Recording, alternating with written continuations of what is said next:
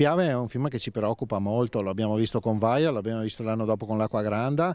tutti gli studi ci dicono e ci confermano quello che è successo nel 66, e cioè che il Piave può arrivare a una portata fino a quasi 5.000 metri cubi al secondo, e abbiamo visto transitare con Vaia 2.600 metri cubi e il Piave era al limite, quindi bisogna incrementare la capacità di portata del Piave. Per questo la Regione ha previsto per il San Donatese investimenti per 9.800.000 euro. Di questi oltre 4 sono stati stanziati per un intervento finalizzato alla diaframmatura dell'argine in sinistra e destra idraulica del fiume interessato, per un tratto compreso tra il Ponte della Vittoria e il Ponte dei Granatieri di Sardegna. Adesso partiranno vari cantieri sul basso corso del Piave nella zona, diciamo, da San Donà, Musile verso fin Eraclea, sia in riva destra che in riva sinistra, con consolidamenti arginali, innalzamenti arginali, diaframmature. Adesso sono tutti termini tecnici, ma sono tutti interventi che servono a garantire la sicurezza e aiutare il deflusso delle acque, portando la capacità di deflusso, come dicevo prima, a 3.000 metri cubi al secondo. 3.000 metri cubi al secondo, ma se il Piave riesce,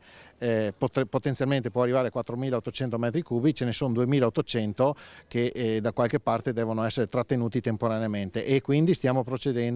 con la progettazione del bacino di laminazione sulle Grave di Ciano. So che questo a qualcuno non fa piacere, ma visto anche quello che è successo in Emilia Romagna, io mi auguro che prima o poi qualcuno si renda conto che o si fanno questi interventi oppure bisogna dare delle soluzioni alternative documentate.